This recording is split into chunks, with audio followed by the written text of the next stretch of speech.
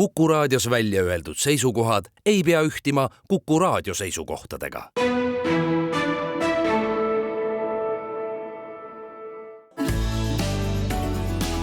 Keskpäevatund.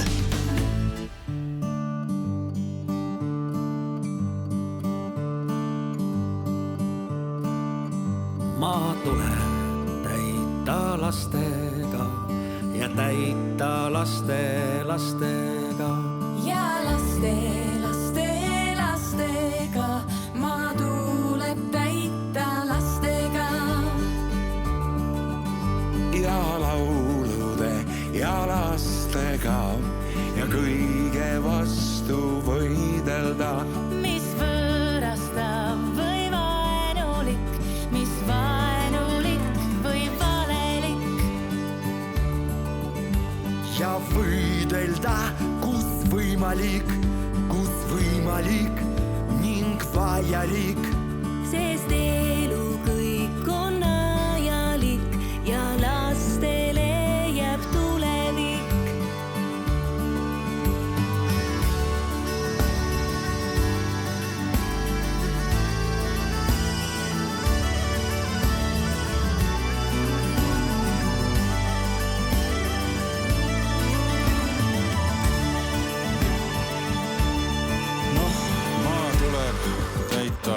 Lastega, no ja täita lastega, kui olev tahab olemist ja tulevikku tulemist. Võt. Maa tuleb täita lastega, maa oma enda lastega ja laulude ja lastega, maa tuleb täita lastega.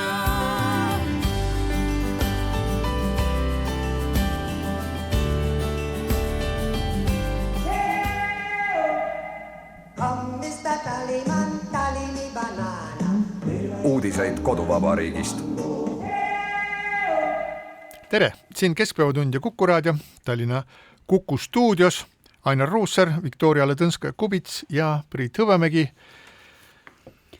Laul oli positiivne ja kui see esimest korda kas 1986. või 7. aastal Tartu muusikapäevade raames kõlas Tartu Raekoja platsil, siis käis kõigil tulevasest vabadusest pea ringi ja tõepoolest 90. aastatel järgnes sellele perioodile tohutu suur sündide laine, rahvas ootas positiivseid muudatusi ja sellega kaasnevad alati õnnelikud sündmused, aga tänaseks on kahjuks juhtunud nii, et need suured põlvkonnad, mis toona sündisid, on hakanud sünnitajate east lahkuma ja järgnevad põlvkonnad olid väiksemad ja selle tõttu sünnib ka aina vähem inimesi. Ja nüüd ongi nii, et meid jääb aasta-aastalt vähemaks, iga aastaga jääb vähemaks.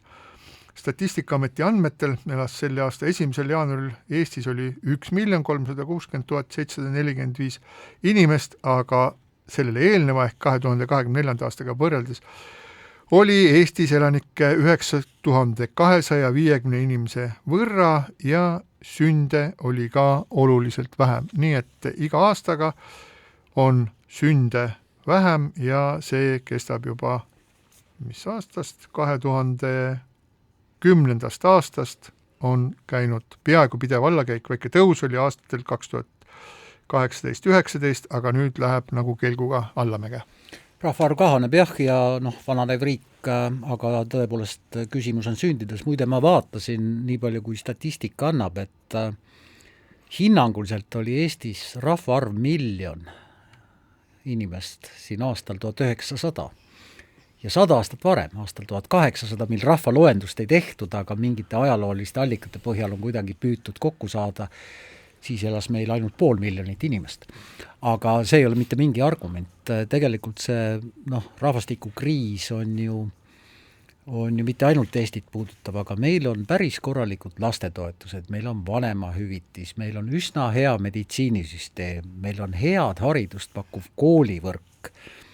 On see siis nagu mingisugune fataalne paratamatus või?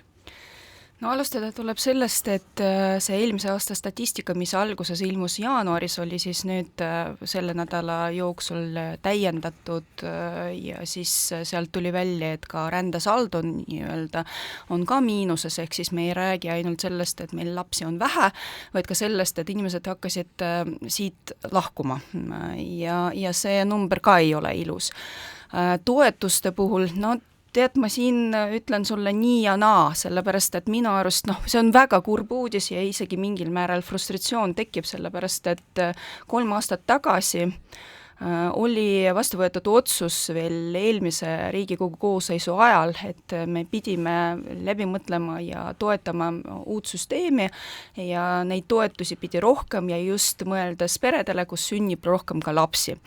Ja kahjuks uus valitsus, kes hakkas täitma oma nagu rolli meie ajaloos ja siis kohe esimese sammuna tühistas seda eelmist otsust. Ja see on selles mõttes, minu arust on väga-väga paha trend, et kui tühistatakse koheselt paari kuu pärast eelmise koosseisu otsust, aga mis on peamine, oli samasugune minister otsuse taga, nii positiivse kui ka negatiivse otsuse taga ja nüüd siis tänaseks, mida me võime nagu öelda, veel 10-15 aastat tagasi siis Allan Puur, kes on rahvastikuteadlane, ennustas, et meil tegelikult see pilt läheb vägagi negatiivseks, vägagi süngeks. Ja need otsused, mis olid ka 3 aastat tagasi vastu võetud, lähtusidki sellest, et kuidagigi aidata seda pilti. Nüüd siis, kui otsus oli tühistatud ja 3 aastat on mööda läinud ja see pilt on jõudnud päriselt kätte, ehk siis see pilt on nüüd reaalne, siis meil ei ole ka nagu justkui midagi, mille peal nagu seista. Ja see, vähemalt 3 aastat oli see periood, kus me saaksime esimesi tulemusi, aga nüüd me ei saa ka neid kätte. Otsuseid on vaja teha kohe nüüd ja praegu, muidugi ei ole mõtet nagu paanitseda, aga samas nagu mingisugused kindlaid poliitilisi, mitte lihtsalt sõnu, vaid reaalsed otsuseid on vaja vastu võtta. Mina kahjuks kardan, et see kõik läheb selle taga, et meil poliitiliselt seletatakse, aga see on ülemaailmne trend, üle-euroopaline trend, mis ei ole absoluutselt mingisugune õigustus, sellepärast, et meil on olemas oma põhiseadus. Ei no seda küll, aga kes seda meile nüüd siis peaks jutustama, et kui me lihtsalt vaatame, kes meile Eestis seda juttu räägib meile selgelt Reformierakond. Reformierakond, kes on olnud selle nagu taktika taga või on see isegi nendel strateegia, et sündimisest ei tohi rääkida, et see solvab inimesi, et kellestki ei tohi rääkida nii, et ta on ema või et ta on naine, et mul on isegi raske nagu sõnadesse seda kõike panna, kui ma meenutan, et 3 aasta taguseid sündmusi, siis oli ju mis kõige hullem tolle olukorra juures, kus 3. lapse siis toetust suurendati oluliselt ja ka minu meelest ka veel indekseeriti. Ja see jõudis vist ka mingi aasta vist umbes nagu vähem kui aasta see jõudis ka olla nii-öelda jõus ja seejärel see võeti ära. Et ma isiklikult tean inimesi, kes nagu olid selle üle väga rõõmsad, kellel oli 3 last, kes planeerisid oma elu selle peale, tegid mitmesuguseid nagu, see on ju nii-öelda finantsiline tugi, nad teadsid, nad saavad midagi endale lubada ja siis sult võetakse see kõik ära. See on üks niisugune sigadus. See on üks selline sigadus, mille eest tuleks nagu saatada, ausalt ma ei tea, kas mitte Siberisse ei saa saata, vanast Eesti ajal saadeti Kihnu, aga Kihnu ei tahaks selliseid inimesi saata. Ehk ma tahan öelda, see liigutus lõhkus ära usalduse taoliste toetuste vastu. Et nüüd järgmine kord, kui siis näiteks märtsis toimuvad valimised, on valitsus, mis on siis Isamaa ja Keskerakonna valitsus kõige suurema tõenäosusega, mis siis Isamaa suhtub väga tõsiselt rahvastiku olukorda ja sündivusse ja luuakse mingisugused uued meetmed, mis siis nagu rahaliselt toetavad neid. Siis võivad inimesed väga hästi mõelda, eelmine kord oli, ma teadsin, ma sain juba 6 kuud seda raha, ma võtsin suurema auto, et lapsi oleks parem vedada ja siis see raha võeti mult ära ja ka äkki juhtub nüüd veel parem, ma ei muuda oma elu ja see on nii kurb ja see on nii hale ausalt öeldes. No ja vaata siin neid otsuseid on väga palju, ma olen kindel, et lastetoetused on väga oluline, aga see ei ole ainus põhjus. Pigem võib põhjust otsida selles tõepoolest filosoofilises näites, et laste toetused ja nende muutumine on üks põhjusi, mis annab nagu inimesele kindlust või võtab seda kindlustunnet vähemaks. Seda kindlustunnet võtab vähemaks niikuinii kogu maailma julgeolekuolukord või kõik need erinevad muudatused, meenutagem siin automaksu, et automaks on selline ja teistsugune, aga kui sul on 3 last, siis on see teistsugune, aga 2 lapse puhul on see hoopis veel kolmandat moodi, et see tekitab ebakindlust. Mina ei oska vastata küsimusel, kas poliitikaga saab sündivust suurendada, aga poliitikaga saab sündivust kindlasti vähendada. See on täiesti selge. Saab ka suurendada, selles mõttes, et ma mõistan, et toetuste osas võib olla erinevatel arvamustel, et on olemas ideoloogiline arusaam, et võib midagi mitte meeldida, aga samas me oleme tänaseks, on see hea või on see halb, aga siiski heaolu ühiskond. Ja tänu sellele on olemas teatud inimesed, kes ei taha või kes nagu eelistavad hoopis teistmoodi elustiili, mis on ka arusaadav. Ei pea ka naist käsitlema niimoodi, et ta justkui peab sünnitama. Aga kes seda käsitleb? Ei käsitleta. See on lihtsalt vastupropaganda, et näe, nad käsitlevad nii, aga tegelikult, kui sa hakkad vaatama, sa ei leia neid, kes sellist asja räägivad. Ma lõpetan oma mõtet, et selles mõttes, et muidugi peaks nõustama, et me ei tohi niimoodi käsitleda ei naiste ega ka mehi tegelikult ka, aga samas need, kes tahavad sünnitada, kes tahavad, et neil oleks rohkem lapsi, kogu see süsteem peaks toetama neid selliselt, et neil oleks ka selleks võimalus ja sellekski ongi vaja neid toetusi. Ja see, Priit, millest sa rääkisid, et see, et oli tühistatud see eelmine poliitiline käik. Siin on tegelikult 2 halba asja korraga. Üks on see poliitiline samm, mida saab tegelikult tühistada ja mis annab negatiivset järelkaja ka kõikides muudes poliitilistest protsessidest, ehk siis inimesed tõesti on saanud petta. Ja teiseks, see andis ka väga selgelt negatiivseid signaali ka üleüldiselt perepoliitikale, sellepärast, et kui tänaseks 3 aastat järjest juba kestaks see olukord, siis meil oleks juba võib-olla positiivsem pilt, meil oleks millega võrrelda. Kahjuks ma pean nagu mõtlema sellele, et nüüdseks on jäänud aasta enne valimisi ja ma arvan, kõik need suured otsused, kaasa arvatud sellised olulised otsused, pannakse lihtsalt pausile. Mitte keegi ei hakka selle teemaga tegelema ja see on kurb, sellepärast, et nüüd on iga aasta oluline. Valimiskampaanias kindlasti selle teemaga tegeletakse, sellest mööda ei saa ja vähemalt ajakirjanike ülesanne. Kampaania ei tähenda veel poliitilist otsust. Absoluutselt, ma tahtsingi seda öelda, aga sa viitasid sellele, et armastatakse tuua näiteid, et see trend on kogu Euroopas nüüd värske statistika Soomest näitab, et ega neil hästi ei lähe, aga nende sündivus ikkagi eelmisel aastal kasvas. Aga tõepoolest kasvas 5% uutest lastest sündis mitte siis nii-öelda Soome perekondades, vaid sisserändajate peredes, mis on jälle omakorda teistsugune probleem. Ma just eelmisel neljapäeval olin siis Tallinna Ülikooli missioonikonverentsil ja seal Indrek Neivelt ütles umbes järgmist, et ta pidi rääkima majandusest küll, aga ta ütles, et mis majandusest ma siin räägin, juhul kui meil on selline demograafia. Ehk siis tegelikult see pilt, mis meil täna on nii negatiivne just rahvastikukriisis, see peegeldub hiljem ka majandusest ja mitte ainult majandusest ja sellepärast neid otsuseid on vaja kohe nüüd.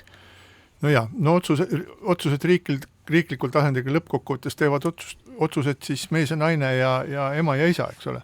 Ja nüüd ma ühe teise teema selle juurde tahaksin siduda ja see on need on need probleemid, mis on meil haridusministeeriumi haldusalas ehk koolides.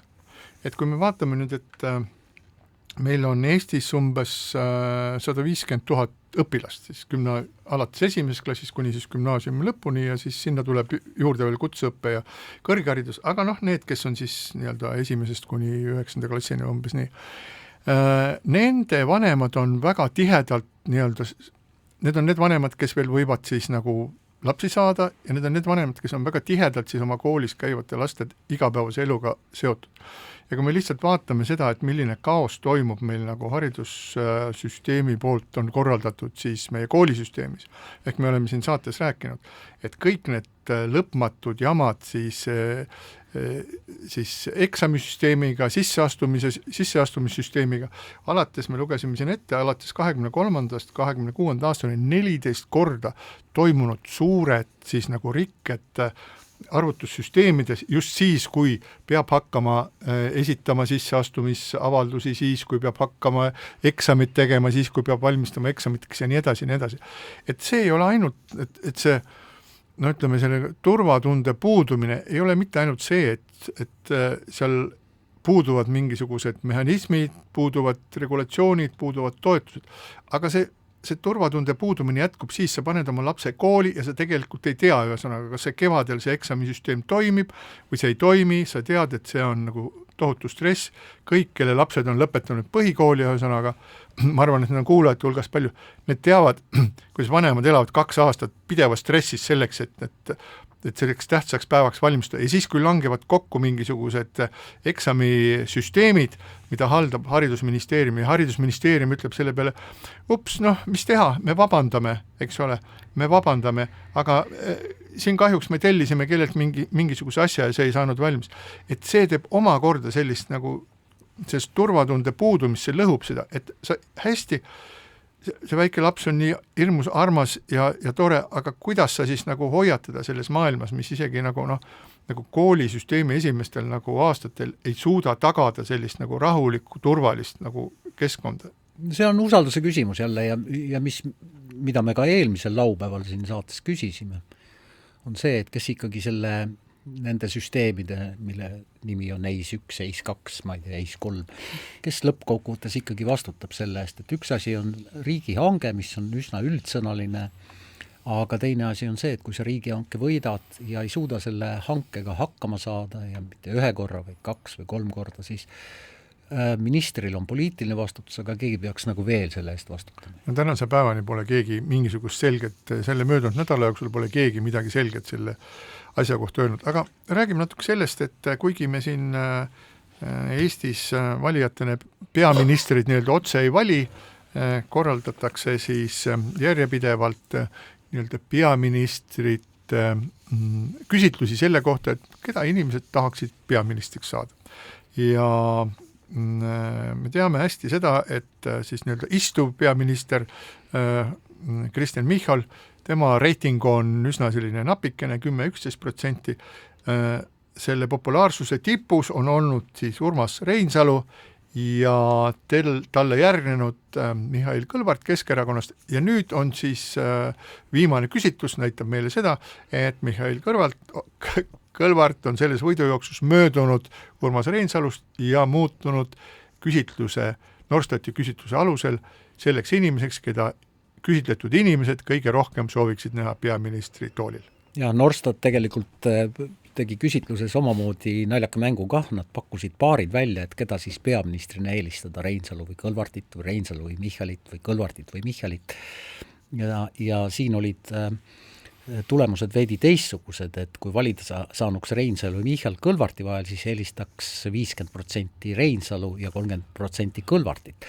Aga kui küsiti tõepoolest poliitikute nimesid selles üldises, siis jah, Kõlvarti populaarsus oli suur, teda näeks peaministrina siis 28%, mis on väga võimas.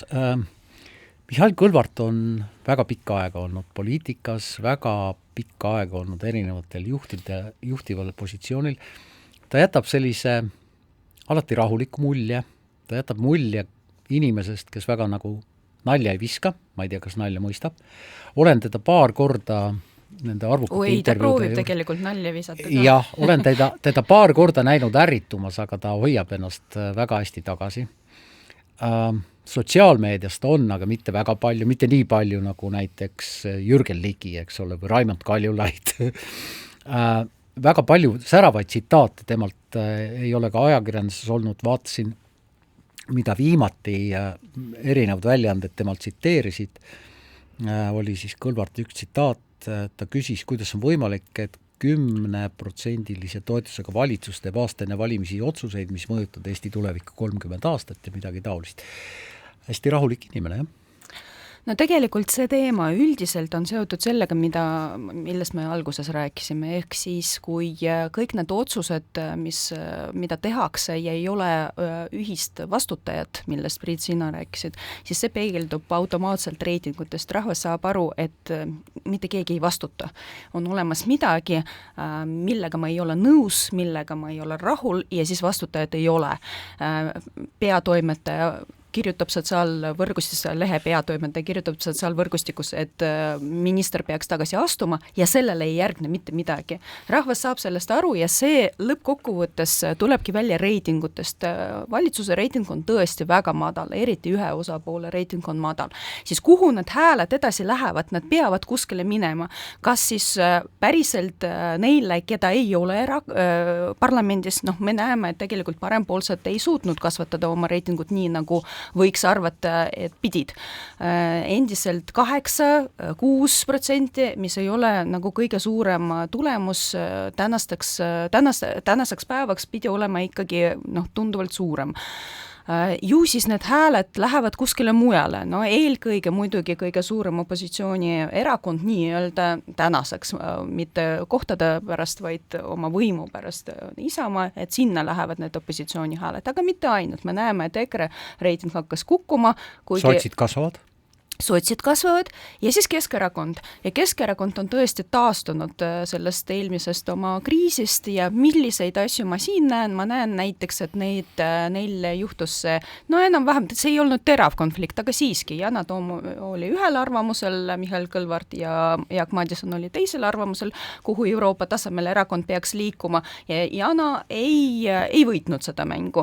Ja ju siis sellega näidati ka oma elektoraadile, et ei ole Kõlvart ja Yana Toom on ühest puust ja nad ikkagi nagu natukene erinevad. Võib-olla see on hea signaal nende valijatele, võib-olla ka eestikeelsed valijad hakkavad rohkem vaatama sinna poole. Selge see, et seal Madisoni roll on hästi suur. Veel mingisugused asjad, kus nagu erakonna bränd kui selline on muutunud tugevamaks. Et me vaatame, et kunagi see bränd oli tugev, siis läks alla ja tänaseks üsna mitmed inimesed ütlevad ka reitingute kaudu, see on kajastatud, et mulle võib-olla ei meeldi kõik poliitikud, kes tegutsevad Keskerakonnas, aga mulle väga tundub atraktiivne see bränd ja siis mulle tundub, et näiteks, ma ei tea, liider on enesekindel. Ja siis tänu sellele hakkab tasapisi nagu see reiting kasvam. Väga oluline on see, millest Ainar ka sina rääkisid, et kui mängida seda mängu, et keda valida, kas siis Reinsalu versus Michal, siis Reinsalu on just kui praegusel hetkel peal, siis Reinsalu versus Kõlvart, siis jällegi Reinsalu võidab, aga kui me vaatame, et Kõlvart versus Michal, siis Kõlvart on peal, mis on nagu huvitav, sellepärast, et ka siin ma ootaks pigem nagu teistmoodi tulemust. See on väga selge signaal eelkõige praegusele valitsusele, ma ei tea, kuivõrd kõvasti peaks karjuma sellest, et teie reiting on nii madal, et te peate midagi tegema, mis kõnetaks mitte ainult teie valijad, vaid tervet riiki, sest et see, millest me tõepoolest alguses räägime, et vastutajad ei ole, otsus on negatiivne, vastutajad ei ole. Ja siis ikkagi sõidame edasi. Teile öeldakse ka väga kõrgel tasemel, et te peate vastutama, ei tee välja, tee rulliga edasi. Ja aga nii Norstat kui ka Emor uurisid ju tegelikult, küsitlesid valimisõiguslikke inimesi ja nii Norstat kui Emor viitavad ikkagi sellele, et Keskerakonna toetajaid on 72%, mitte eestlasi ehk siis venelaste hulgas ja suurem osa toetajast on naised, samal ajal kui Isamaad toetavad jälle 30 pluss mehed, eks ole, nii et siin on ka mingisugune selline naljakas sooline ja rahvuslik eristamine. Ja mingil määral see olukord meenutab, siis riigijuhtimises meenutab olukorda sel ajal, kui Kaja Kallas pool aastat ootas, kas ta saab endale siis Euroopa Komisjonis koha või saa ja valitsus oli täielikus paralüüsis, mitte mingisugust otsuseid ei tehtud, kõik rääkisid kõva häälega sellest, et valitsus on hangunud, oodates, mis saab siis Kaja Kallasest, ja lihtsalt riik oli pandud pausile ja nüüd me oleme pandud uuesti pooleks aastaks pausile, sellepärast et Reformierakonna reiting on niivõrd madal, tema populaarsus on väike, nad on saavad väga hästi aru, et nad järgmise valimise ei võida, ainus, mis nad teha saavad, nad on võidelda siis nagu oma mitu kohta neile siis jääb Riigikogus, mingisugust võidulootust neil absoluutselt ei ole ja nad püüavad nii-öelda, kuidas see vana ütlus oli, et kui oled kuni sõõrmeteni sõnnikutünnis, siis ära rabele, läheb ninna. Ja ma arvan, et see ongi see Reformierakonna praegune olukord, et nad on selles vedelas ja paksus sõõrmeteni sees, kui nad hakkavad midagi väga rapsima, siis see läheb neile ninna ja see muudab asja veel halvemaks. Nii et nad lihtsalt on nagu rahulikud. Mis puudutab või ei tee mitte midagi ja riik on jälle pausile pandud. Mis selle Kõlvarti sotsiaalmeediat puudutab, siis ma arvan, et kui poliitikul on selline särav naine nagu Anastasia Kovalenko-Kõlvart, sul ei ole vaja olla sotsiaalmeedias üldse, et sinu nimi on nii või teisiti seal kogu aeg ja väga paljude pilkude all ja mis tsitaatidesse puutub, siis on ju iga nädal me kuuleme ühe tuntud raadiosaate siis peas või selles kõllis kuuleme Kõlvarti häälega ühte lauset, mis kõlab umbes nii, et no ma tõesti ei tea, kuidas me oleme jälle midagi sellist suutnud kokku keerata, nii et ta on täitsa olemas, aga mis minu jaoks on nagu ebaselge, et ma ikka ei ole praeguse hetkeni aru saanud, et milline on Mihhail Kõlvarti siis võimekus riiklikul tasemel poliitikuna. Et ta on taas tagasi munitsipaalpoliitikuna, siin ta on taas... Ta ei olnud isegi parlamendi liige. Jah, et ta on taas selline rahulik nii-öelda status quo'd hoidev poliitik, aga milline ta oleks sellises olukorras, kus tuleb võtta vastu olulisi otsuseid, mis võivad olla riskantsed riigi tasemel, seda me kahjuks ei tea ja seda me ei saagi teada enne, kui päris elu meile seda näitab ja siinkohal väike paus.